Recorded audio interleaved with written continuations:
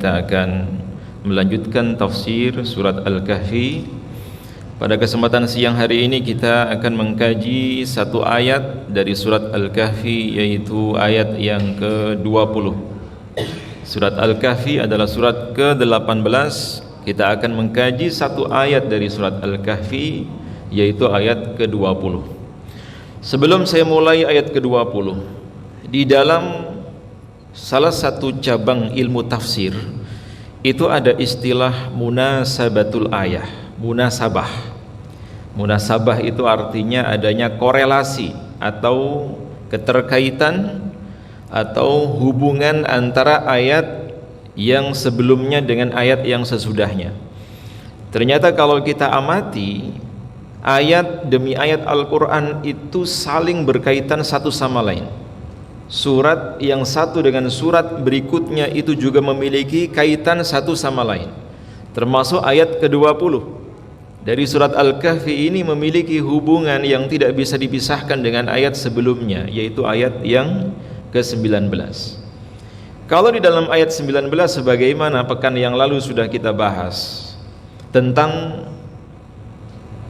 ketidakmampuan manusia di dalam melawan hukum Allah, bukan hukum alam, tapi hukum Allah, atau kita menyebutnya sunnatullah.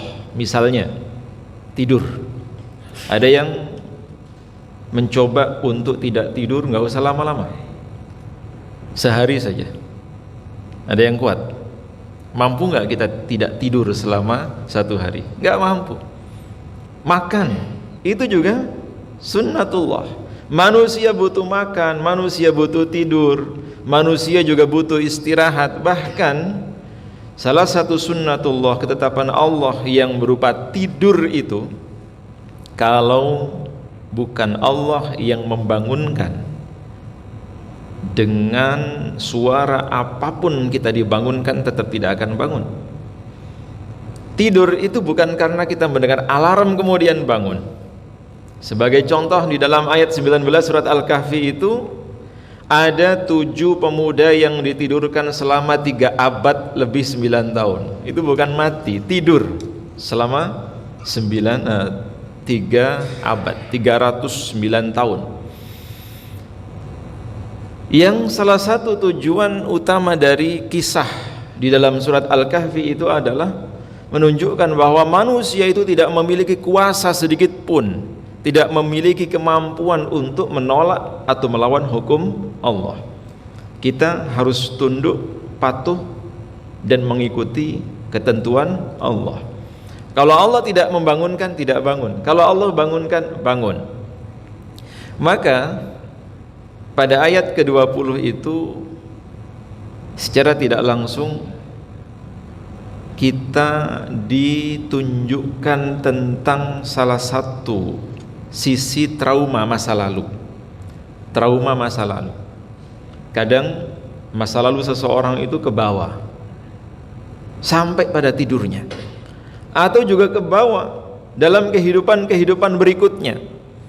Misalnya ketika sebelum tidur kita sedang ngobrol tentang hobi, tentang pekerjaan, tentang rumah tangga, tentang permasalahan seseorang, itu kadang terbawa dalam tidur kita, ke bawah ngelindur, ke bawah mengigau, ke bawah dalam mimpi, dan seterusnya.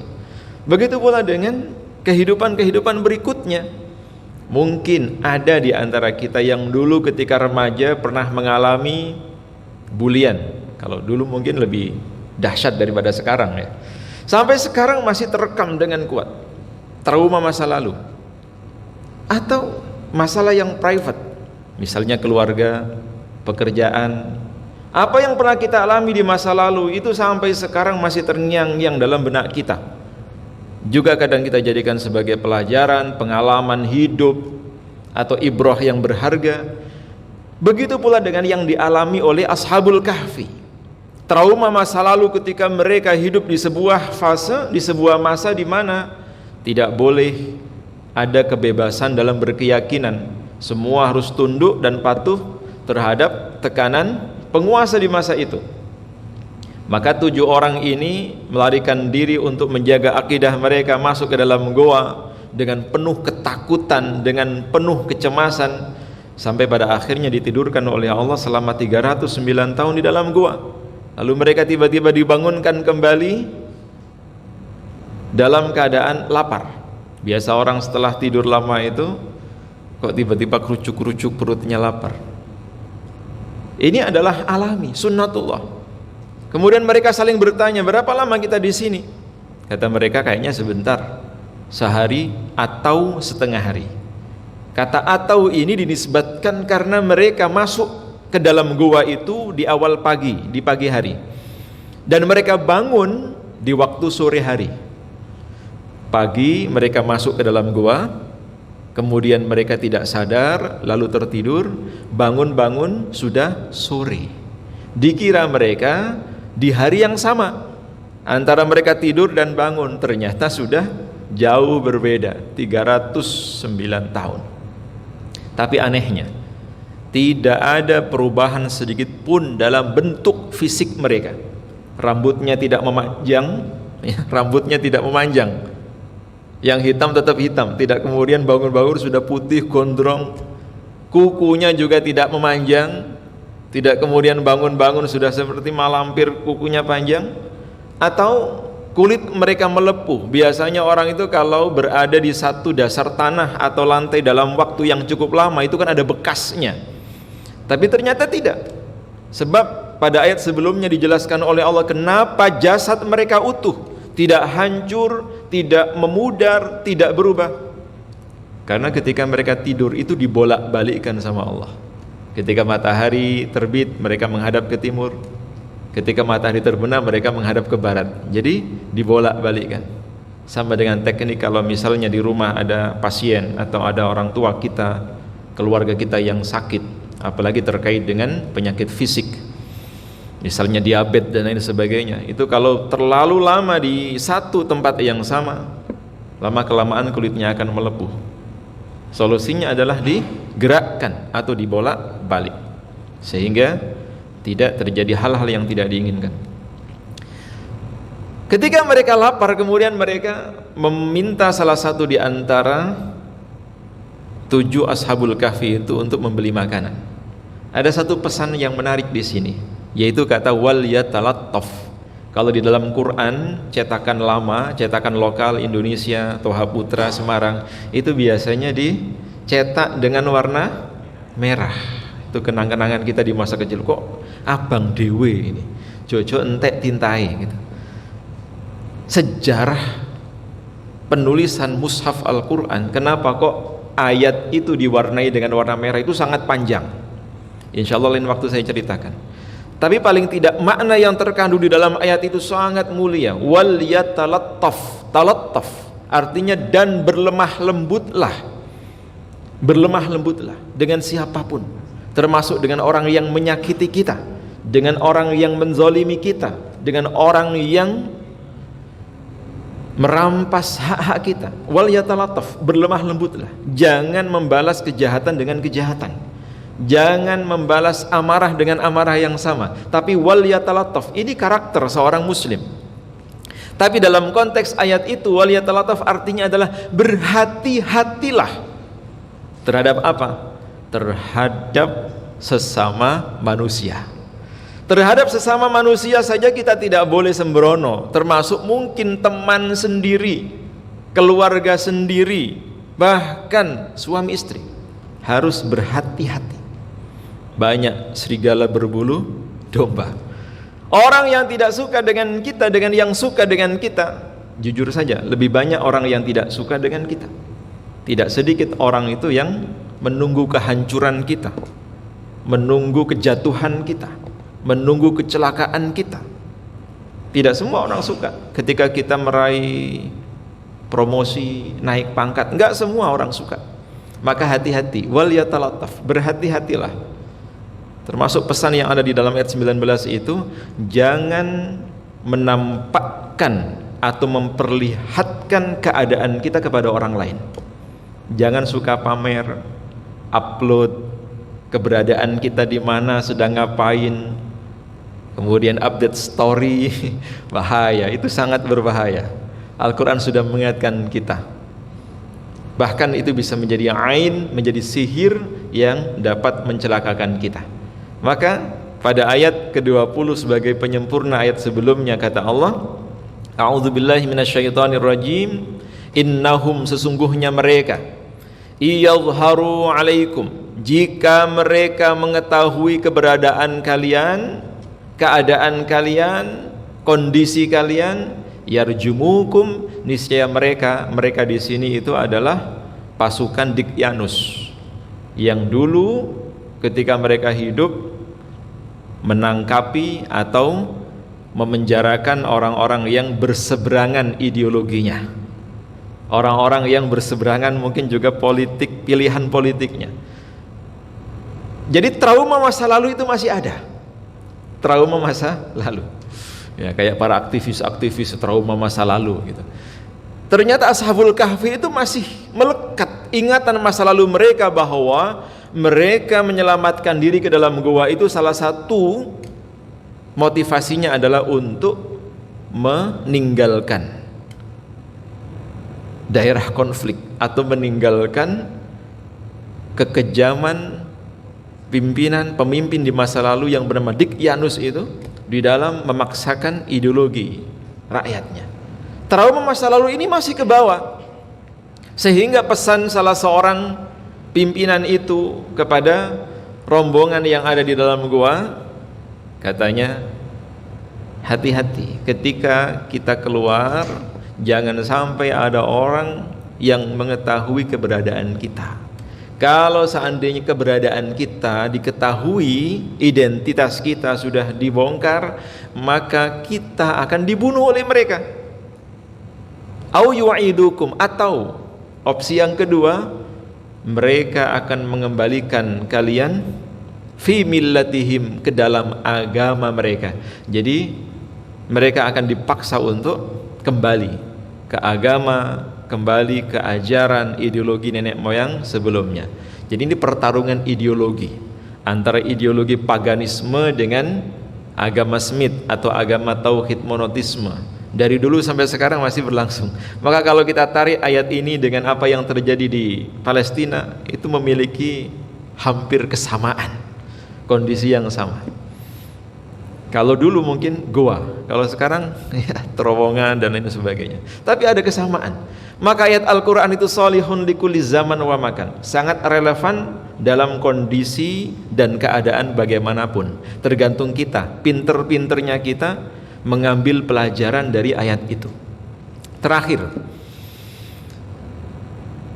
walan tuflihu idzan abda, kalau seandainya mereka itu akan mengetahui kalian, membunuh kalian, atau mengembalikan agama kalian ke dalam agama nenek moyang mereka, niscaya kalian tidak akan beruntung selama-lamanya.